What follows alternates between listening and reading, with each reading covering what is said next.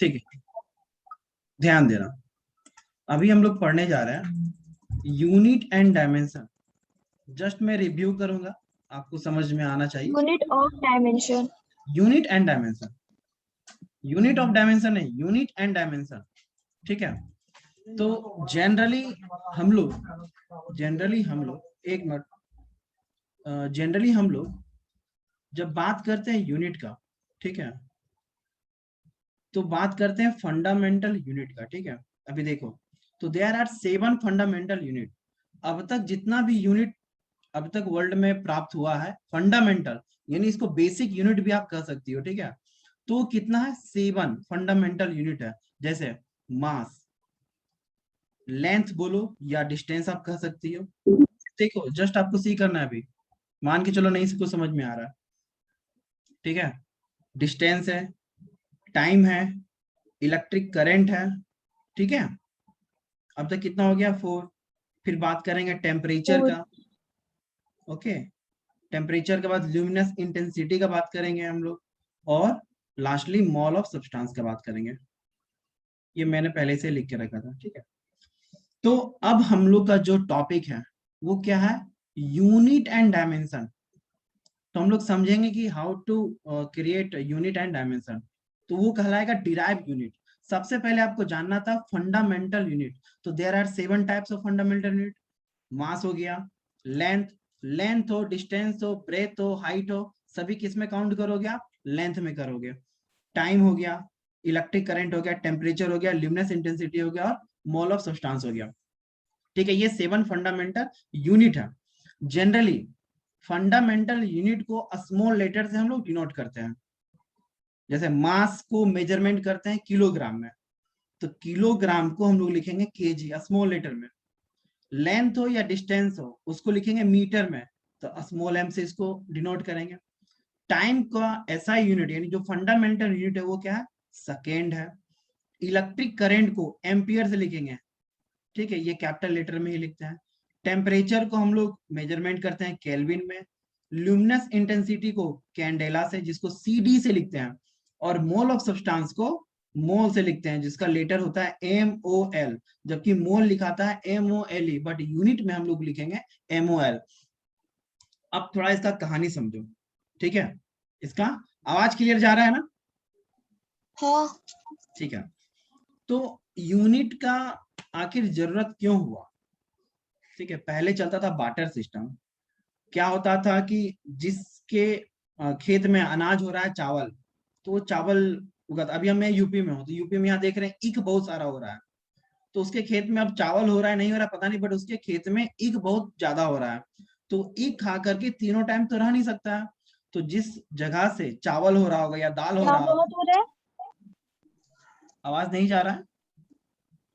नहीं, आप क्या बोले, क्या बहुत हो रहा है?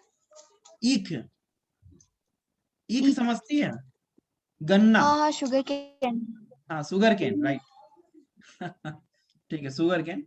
ठीक है, तो यूपी में इधर बहुत ज्यादा हो रहा है, और राइस पंजाब में बहुत ज्यादा हो रहा है।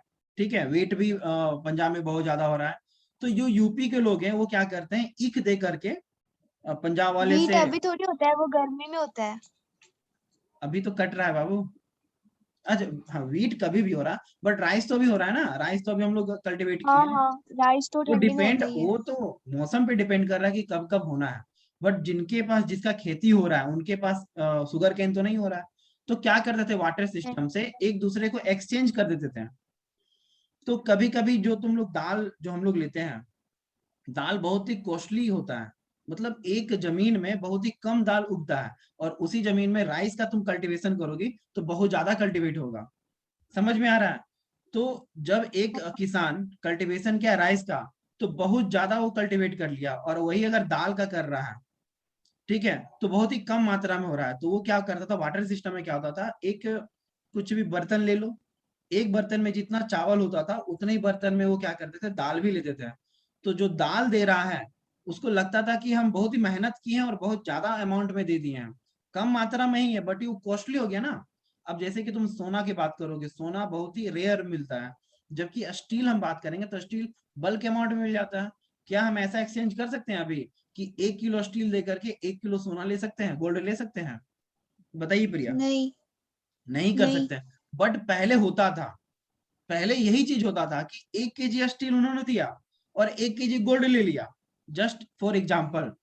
तो जो लोग गोल्ड एक्सप्लोर करते थे उनको काफी मेहनत करना पड़ता था, और आयरन जिससे स्टील बन रहा है वो तुरंत ही मिल जाता था कम मेहनत पे। तो धीरे धीरे धीरे धीरे लोग को नॉलेज आता गया, नहीं ये चीज गलत है। तुम ½ kg आयरन दोगे तो हम आपको 250 ग्राम ही यानी 250 ग्राम ही गोल्ड देंगे, या आप 1 kg आयरन दोगे तो हम आपको ½ kg। जैसे जैसे नॉलेज आता गया, बट अभी हम 21st सेंचुरी में देखे हैं क्या है, या 19 18 सेंचुरी में ही इसका इन्वेंशन हो चुका था, कि जब आप किसी दुकान में आप जाओगे, आपके सामने पिंटू का दुकान है, आप उसको बोलोगे 1 चीनी दो, क्या वो समझ पाएगा? बताओ, 1 चीनी नहीं। दो, वो नहीं समझ पाएगा। तो हमें जरूरत हो एक यूनिट का, एक मेजरमेंट का।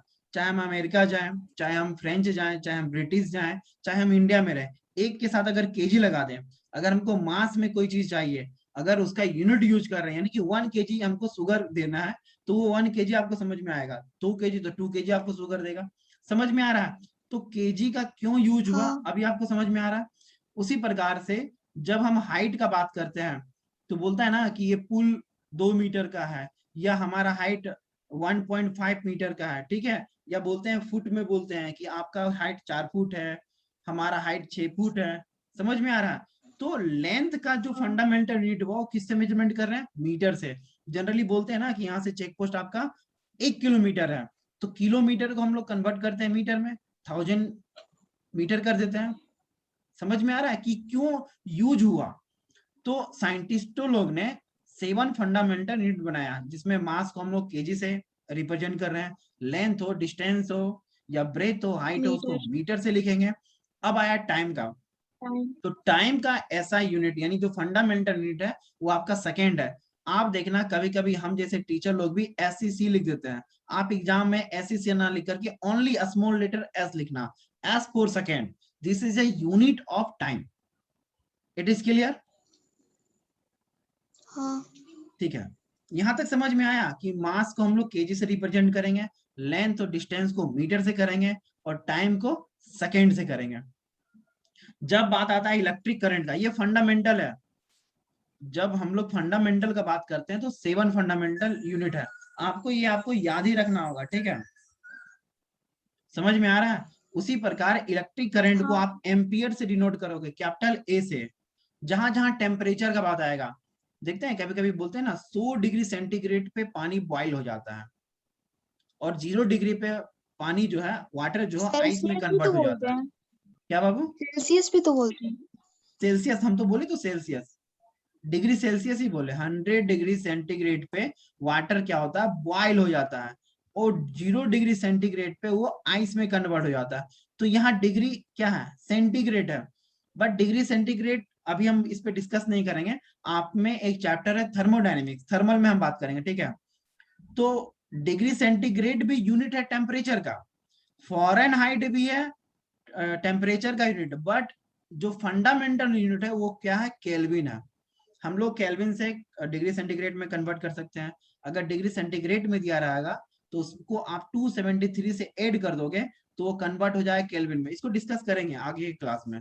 अभी आपका पहला चैप्टर है, जस्ट मैं रिवीजन कर रहा हूँ। उसी प्रकार ल्यूमिनस इंटेंसिटी का बात आएगा, तो आप उसका यूनिट यूज करो कैंडेला। तो कैंडेला को हम लोग स्मॉल सी स्मॉल डी से लिखते हैं। उसी प्रकार मोल ऑफ सब्सटेंस, जब केमिस्ट्री में आप पढ़ोगे तो मोल ऑफ सब्सटेंस को हम लोग मोल से उसका यूनिट हम लोग लिखते हैं, ठीक है। तो ये था 7 फंडामेंटल यूनिट। दो और यूनिट है जिसको बोलते हैं सप्लीमेंट्री यूनिट, ठीक है, जिसको क्या बोलेंगे? सप्लीमेंट्री यूनिट, ठीक है। Supplementary unit. तो वो है क्या? ये आपके एग्जाम में आ सकता है कल आपके टेस्ट में। एक होता है प्लेन एंगल, सिर्फ अभी याद कर लो। एक होता है प्लेन एंगल, दूसरा होता है सॉलिड एंगल। क्या पिक्चर देख रही हैं आप? हाँ। आपके स्क्रीन पे कुछ लिखा रहा है ना? ठीक है, हाँ, प्लेन एंगल और सॉलिड एंगल। बहुत अच्छा। तो प्लेन एंगल का जो यूनिट होता है, this is A supplementary unit, ठीक है। होता नहीं है कि जब आप कुछ खाते हो तो सप्लीमेंट्री कुछ मीठा खा लिए, तो उसी प्रकार जब 7 फंडामेंटल यूनिट पढ़ते हैं तो 2 सप्लीमेंट्री हम लोग यूनिट भी देखते हैं, ठीक है। तो प्लेन एंगल का यूनिट होता है रेडियन, ठीक है। रेडियन जो कोचिंग का भी नाम है, हम लोग इसके बारे में डिस्कस करेंगे। और सॉलिड एंगल का यूनिट होता है अस्टेरेडियन, जिसको SR से लिखेंगे, ठीक है। प्लेन एंगल आप जैसे समझो, मान लो ये सर्किल है, मान लो ये 2 एक्सिस भी है, एक एक्स एक्सिस है और एक वाई एक्सिस है, तो इन दोनों के बीच कितना एंगल बन रहा है, 90 डिग्री, ठीक है। तो ये 90 डिग्री को आप लिख सकती हो π/2, this is a form of radian, यानी 90 डिग्री को आप लिख सकते हो पाई। हम एक हल्का सा ट्रिग्नोमेट्री आपको पढ़ना पड़ेगा फिजिक्स के लिए। पाई इक्वल टू होता है 180 डिग्री, पाई इक्वल टू होता है 180 डिग्री। एक मिनट बेटा, एक मिनट। तो हम लोग कहाँ थे?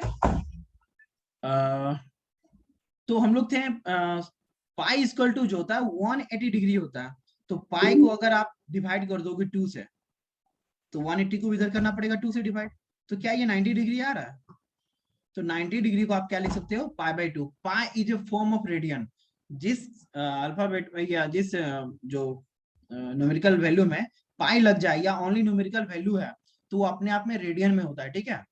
तो खैर हमारा वो क्लास का वो टॉपिक नहीं था, हमारा था ये प्लेन एंगल। तो ये प्लेन पे एंगल बन रहा है ना, 2 डायमेंशन, दिस इज 2 डायमेंशन, है ना। एक एक्स एक्सिस है और एक वाई एक्सिस है, तो इस पे जो एंगल बन रहा है वो कितना है, 90 डिग्री, यानी कि π/2 है। तो ये जो एंगल है, प्लेन पे जो एंगल बन रहा है वो कितना बन रहा है, रेडियन में बन रहा है। जो ये π/2 जो एंगल बता रहा है, 90 डिग्री बता रहा है, ये रेडियन में रिप्रेजेंट कर रहा है। इट इज क्लियर प्रिया? ये बोलो रेडियन हाँ। वाला समझ नहीं आया। नहीं समझ में आया, फिर से एक बार देखते हैं। जैसे हमने कहा पहले तो एक तो होता है रेडियन मेजर, ठीक है। तो रेडियन है क्या, या 1 पे पावर C लिखा हुआ है, या 2 पे पावर C लिखा हुआ है, या कहीं पाई लिखा हुआ है। तो पाई अपने आप में एंगल है, पाई अपने आप में क्या है, एंगल है। तो वो कितना एंगल है, तो 180 डिग्री एंगल है। अभी हम प्रीवियस पेज पे बताए थे कि पाई इक्वल टू आप क्या लिख सकते हो, 180 डिग्री लिख सकते हो। यानी पाई अपने आप में क्या है, 180 डिग्री है। तो 180 डिग्री क्या है, एंगल है ना। जो फंडामेंटल यूनिट बताया ना, उसमें आप लिखवाए इलेक्ट्रिक करंट फिर टेम्परेचर। पता है स्कूल में सर लिखवाया करंट, उसके बाद टेम्परेचर और फिर 6 नंबर में अमाउंट ऑफ सब मोल। कोई दिक्कत नहीं, आप इसको यहाँ लिखो, इसको यहाँ लिखो, इसको यहाँ लिखो, वो आप कहीं भी रखो, 7 फंडामेंटल ही है। ये कोई अरेंजिंग नहीं है कि आप मास के बाद लेंथ ही पढ़ो, मास के बाद टेम्परेचर पढ़ लो। आपको जस्ट ये याद रखना है। आप ऐसा नहीं है कि टेम्परेचर को यहाँ लिख दो फिर इसको यहाँ लिख दो, बट मैक्सिमम बुक में इसी ऑर्डर में है, जिस ऑर्डर में मैंने लिखा है मैक्सिमम बुक में यही ऑर्डर में है। अगर आप एनसीईआरटी को भी देखोगे तो इसी ऑर्डर में है, ठीक है। Mass, length, electric current, temperature, luminescence intensity और मॉल ऑफ सब्सटेंस। यूनिट समझने में कोई दिक्कत हो रहा है तो बताओ, वो तुम अलग क्वेश्चन पूछ दी। अभी मैं बात कर रहा था प्लेन एंगल का और सॉलिड एंगल का, ये समझो पहले। बोलो प्रिया।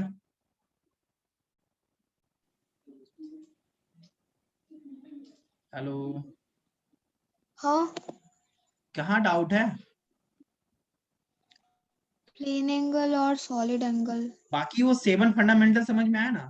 ये सप्लीमेंट्री आपको याद हाँ, अभी रख लो, ठीक है, कि प्लेन एंगल का यूनिट रेडियन है, और जहां सॉलिड एंगल होगा उसका यूनिट होगा स्टेरेडियन। जैसे सॉलिड का हम बात कर रहे हैं, देखो कुछ ऐसा तुमको रेडियन। दिखता है। एक मिनट, एक पिक्चर आपको दिखाते हैं। ये आपको क्या दिख रहा है, क्यूब टाइप का दिख रहा है, क्यूब टाइप का। क्यूबॉइड। क्यूब तो क्यूबाइड है, ये क्यूब है। तो ये क्या है, पूरा हाँ, सॉलिड है। अगर अगर अगर ये घर पे भी होगा तो ये क्या है, पूरा सॉलिड है। अगर मान लेते हैं ये पूरा सॉलिड है, पूरा स्टोन का ये है क्यूब। ये जो बना हुआ है किसका बना हुआ है, पूरा सॉलिड का बना हुआ है। तो देखो यहाँ पे एंगल, अगर इस सॉलिड पे ये 2 लाइन के बीच जो एंगल है, ये मान लो अल्फा है, ठीक है। मान ले ये भी एंगल कुछ ना कुछ होगा, हाँ, बीटा होगा, ये एंगल कुछ ना कुछ गामा होगा। समझ में आ रहा है? हाँ। हाँ, तो ये जो एंगल है, तो इसका मेजरमेंट किस में करोगे, अस्टे रेडियन में। इसका जो यूनिट लिखोगे वो अस्टे रेडियन में लिखोगे। बट अगर कहीं सर्किल है, क्यों? तो सर्किल पे ये जो एंगल है 1 रेडियन, मान लो ये 30 डिग्री है, तो ये किस में रिप्रेजेंट कर रहा है, रेडियन में कर रहा है। रेडियन। अभी क्लियर है? अगर कोई प्लेन पे एंगल है तो वो रेडियन में आप यूनिट लिखोगे, अगर सॉलिड में एंगल है तो वो स्टे रेडियन में लिखोगे। क्या हम चलें आगे, क्लास को आगे बढ़ाएं? हाँ, प्लेन में होगा तो रेडियन और फिर सॉलिड रेडियन में में होगा तो स्टे स्टे रेडियन। रेडियन, ये आपको याद रखना। बाकी 7 फंडामेंटल यूनिट आपको याद रखना, mass, length, time, electric current, temperature, luminous intensity और मोलस सिस्टम। अभी देखो यहाँ पे हम लोग बात करते हैं डायमेंशन का भी। एक साइड हम मैं लिख रहा हूँ यूनिट को और एक साइड लिख रहा हूँ डायमेंशन को, ठीक है? तो देखो अगर डायमेंशन जब भी होगा एमएलटी के फॉर्म में होगा, एमएलटी, ठीक है? जब भी आप डायमेंशन मास, लिखोगे लेंथ, किस फॉर्म में टाइम। लिखोगे? एमएलटी। एम रिप्रेजेंट कर रहा है मास मास, को, एल लेंथ, कर रहा है टाइम। लेंथ को, टी कर रहा है टाइम टी को, करा टाइम को। ठीक है?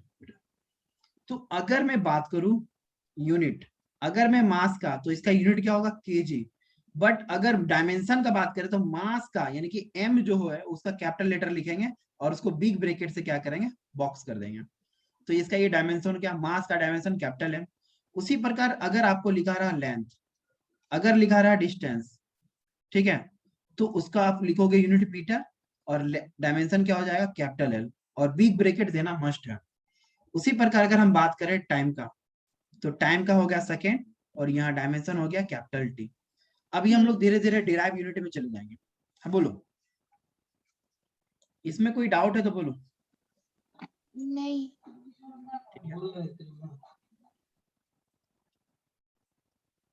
अभी हम लोग पढ़े थे फंडामेंटल यूनिट।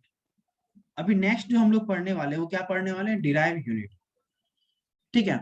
तो ये बताओ, क्वेश्चन तुमसे मॉक क्वेश्चन पूछ सकता है, जो हम फंडामेंटल पढ़े, फंडामेंटल एक यूनिट पढ़े और अभी हम लोग पढ़ने जा रहे हैं डिराइव यूनिट। तो आपसे पूछेगा डिराइव यूनिट इंडिपेंडेंट यूनिट है या डिपेंडेंट यूनिट है? My question is derive unit is independent unit और डिपेंडेंट यूनिट? नहीं पता। नहीं पता। चलो पहले फंडामेंटल पे आते हैं। तो फंडामेंटल जो है वो इंडिपेंडेंट है। कैसे? ये इंडिपेंडेंट है। देखो इसको आपको याद ही करना है। इंडिपेंडेंट का मतलब क्या होता है? जैसे आपके मम्मी पापा को ले लो, एक टर्म आप याद रखो, आर्बिट्री। फिर से बोलो मेरे साथ, टर्म आपको याद रखना है आर्बिट्री, ठीक है? आर्बिट्री। हाँ, आर्बिट्री का मतलब ही होता है इंडिपेंडेंट। जैसे घर पे मान लो अभी कोई भी डिसीजन लेना है एजुकेशन से रिलेटेड ही, या घर पे कुछ सामान लाना है, मान लो सामान टीवी लाना है, तो आपका मगर मन कर रहा है कि नहीं हमको टीवी खरीदना है, तो क्या आप खरीद सकती हो? नहीं। नहीं कर सकते। बट आपके पापा का अगर इच्छा कर गया कि अभी नहीं, अब टीवी हमको एक नया लेना है, एलईडी टीवी लेना है या स्मार्ट टीवी लेना है, तो खरीद वो ले सकते सकते हैं। हैं। तो वो ले सकते हैं, समझ में आ रहा है?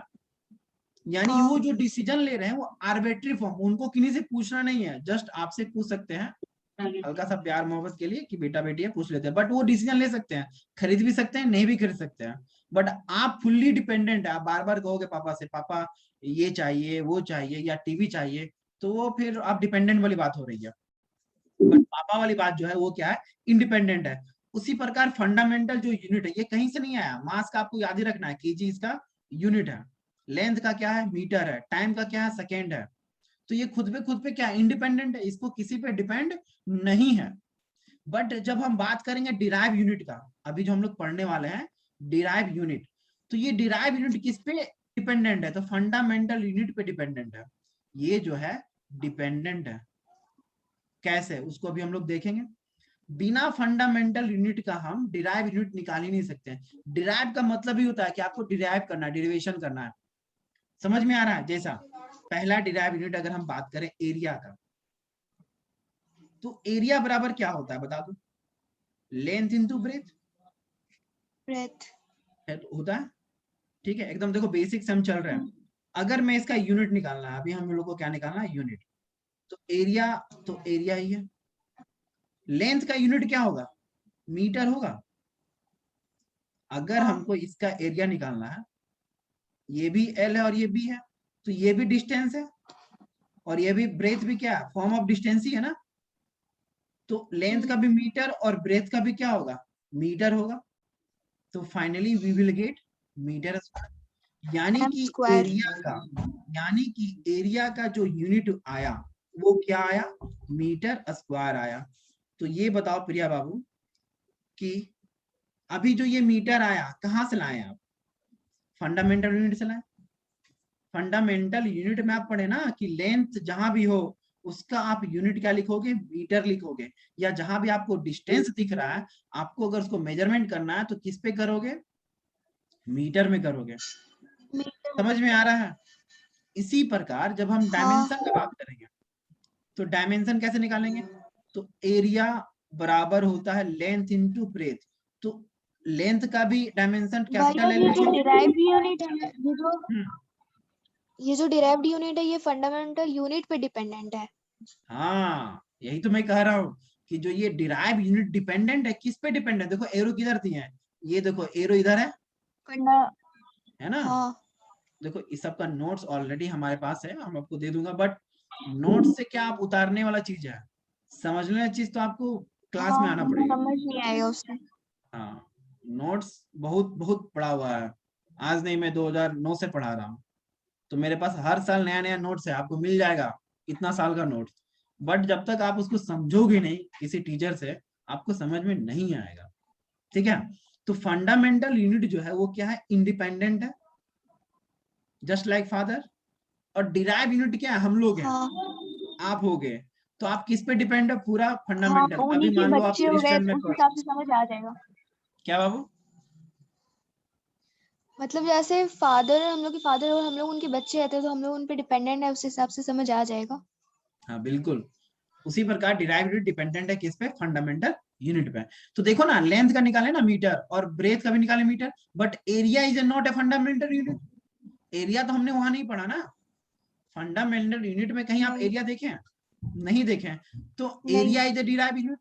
आप कह सकती हो जो एरिया बराबर होता है लेंथ इंटू ब्रेथ, तो लेंथ का भी आप मीटर लिखती हो, ब्रेथ का भी मीटर।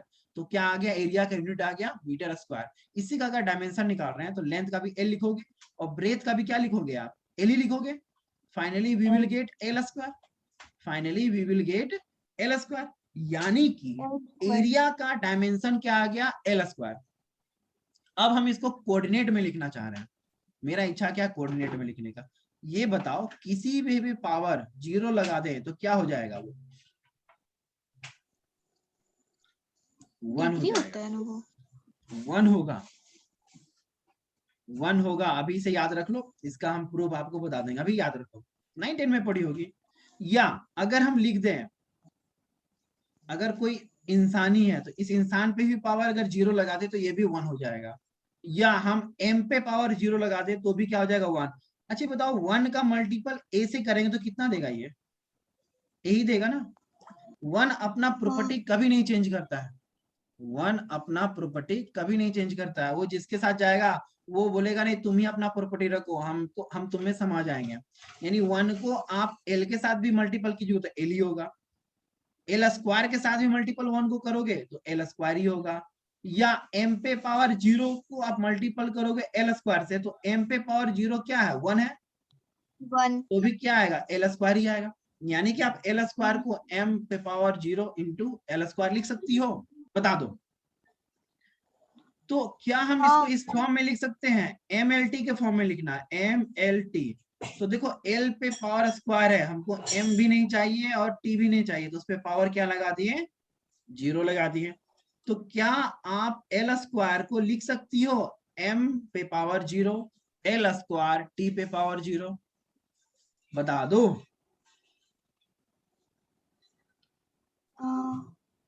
नहीं समझ में आया, नहीं समझ में आया। अरे कुछ नहीं था, एल हमने क्या कहा कि डायमेंशन हम लोग जब भी लिखेंगे एमएलटी के फॉर्म में लिखेंगे।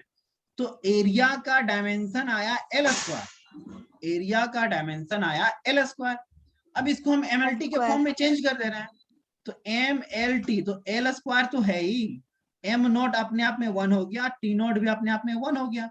तो 1 multiple L square multiple 1, finally क्या आया, एल स्क्वायर ही आया ना। L square. फाइनली ये क्या देगा, हाँ एल स्क्वायर ही देगा ना प्रिया। हाँ ठीक है। तो देखो ये जो m पे पावर जो होता है वो x एक्सिस को बता रहा है, l पे पावर y एक्सिस को बता रहा है, और z पे पावर जो बता रहा है वो z एक्सिस को बता रहा है। तो ये तीन एक्सिस को बता रहा है ना, x y और z। तो कोऑर्डिनेट को कैसे लिखती हो आप, x y लिखती थी 2 एक्सिस में, 3 एक्सिस में क्या लिखेंगे, x हाँ y z। x, तो y, क्या लिख सकती z हो, 0 2 0, बता 1। दो। 1 क्यों लिखेंगे, हाँ m पे पावर 0 है ना, 2 और 0, तो इसका कोऑर्डिनेट निकल गया। ये सब अगर आप नीट वगैरह दोगे ना तो पूछता है, नीट IIT सब में एग्जाम में आता है सब। हम लोग आगे चले, हाँ समझ में आया तो बोलो चले आगे। देखो पहला हम लोग पढ़े एरिया, एक बार फिर से देखो, तो एरिया बराबर क्या देखे, लेंथ इंटू ब्रेथ। अगर हम इसका डायमेंशन का बात करें तो लेंथ का सॉरी यूनिट मीटर और ब्रेथ का भी यूनिट मीटर, तो एरिया का फाइनली यूनिट क्या आ गया, मीटर स्क्वायर। अगर हम डायमेंशन का बात करें, डायमेंशन का बात करें तो लेंथ का आप क्या लिखोगी, कैपिटल एल, और ब्रेथ का भी क्या लिखोगी, कैपिटल एल। तो फाइनली ये क्या आया था, एल स्क्वायर। लिख सकते हैं। L अगर स्क्वायर। इसी चीज को MLT के फॉर्म में लिखना था तो क्या लिखेंगे, m0 l2 t0। अगर हमें कोऑर्डिनेट लिखना है तो क्या लिखेंगे, 0 2 0। बोलो समझ में आया तो हम आगे चलेंगे। हाँ समझ में आया। अच्छा एक क्वेश्चन है, ये जो स्क्वायर टाइप में बॉक्स देते हैं ये क्यों देते हैं? कौन सा, ये बॉक्स, ये बॉक्स, हाँ यही ये वाला। यही तो हाँ डायमेंशन का सिंबल है। डायमेंशन को जब भी रिप्रेजेंट करेंगे बिग ब्रैकेट के अंदर रखेंगे, जब भी रखेंगे बिग ब्रैकेट के अंदर रखेंगे। यही तुम्हारा क्वेश्चन था, बोलो। यही ओके क्वेश्चन था आपका। समझ आ गया। आ गया। तो बताओ वॉल्यूम का फॉर्मूला क्या होता है,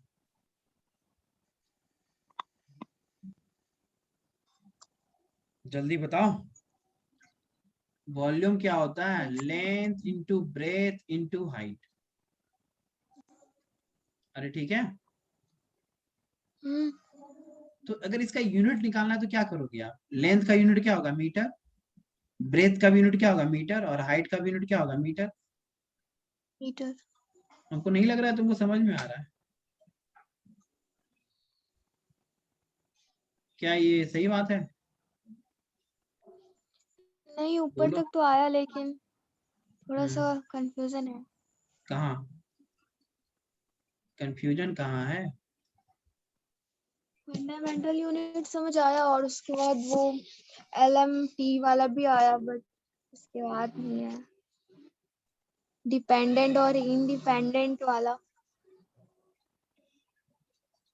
ये एरिया का जो हम यूनिट निकाले ये नहीं समझ में आया।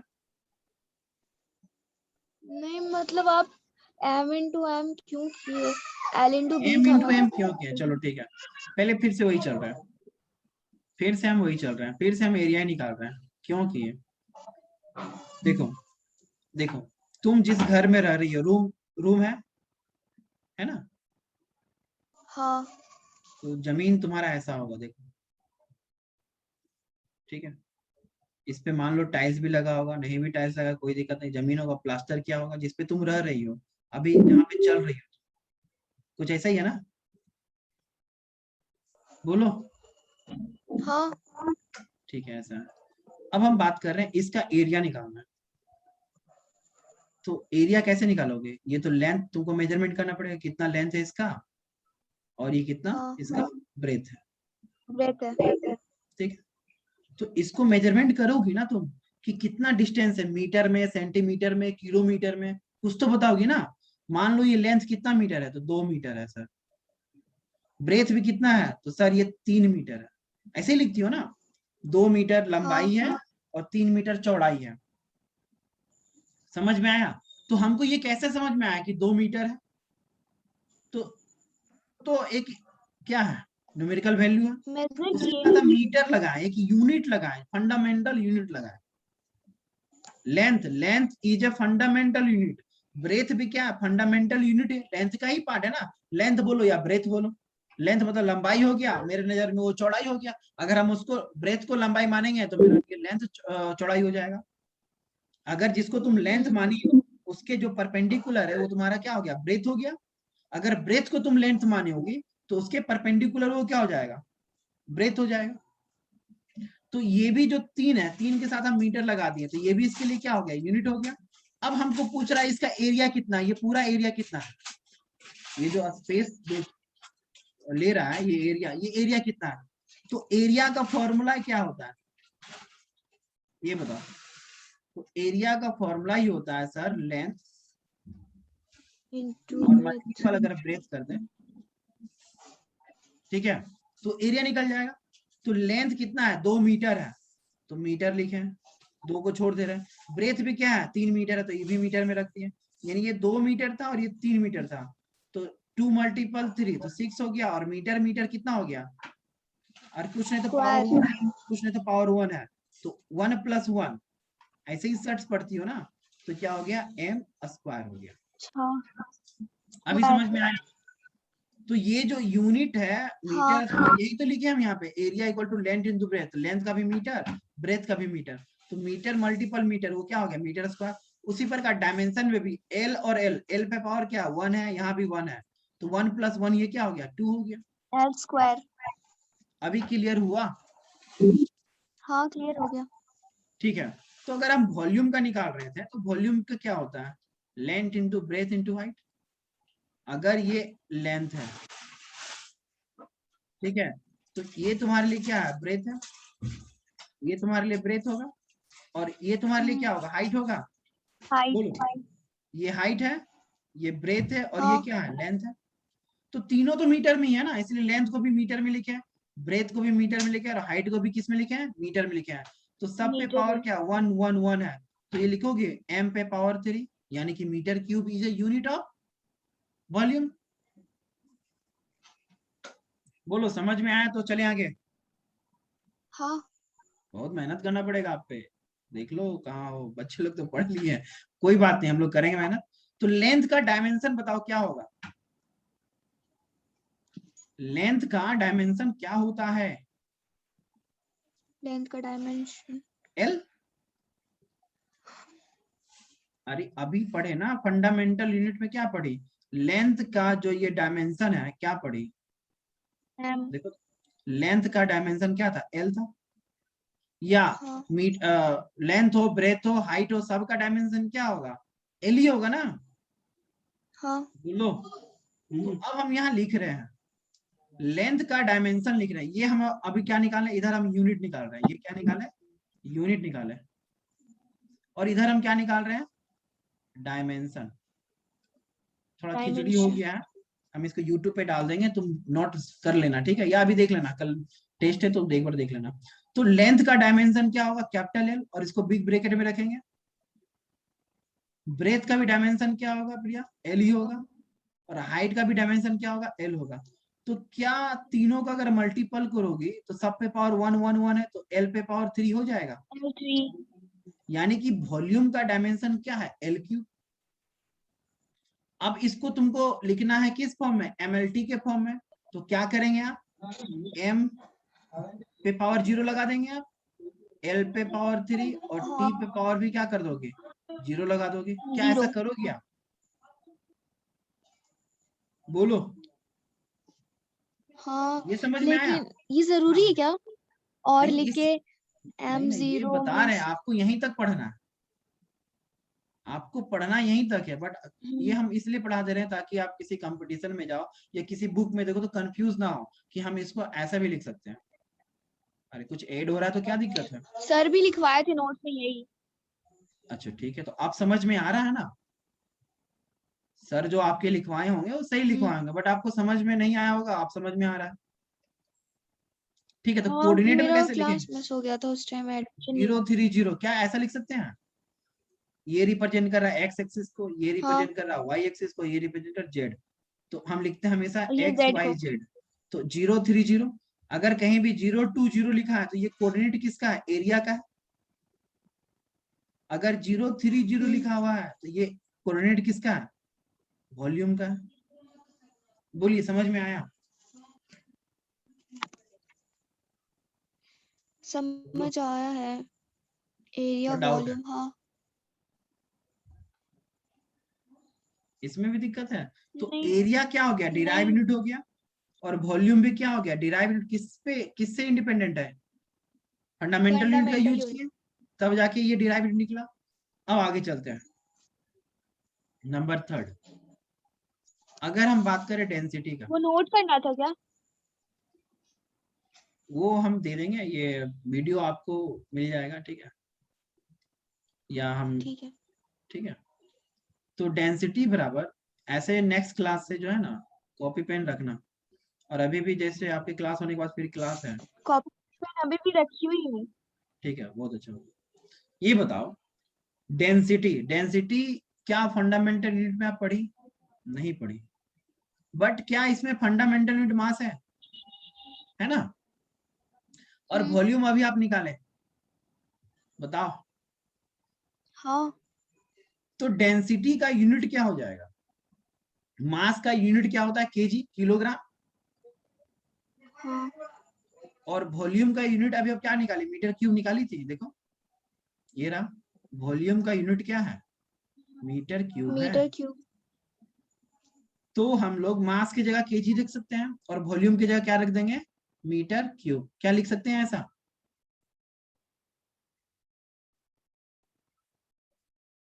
बोल नहीं रही हो,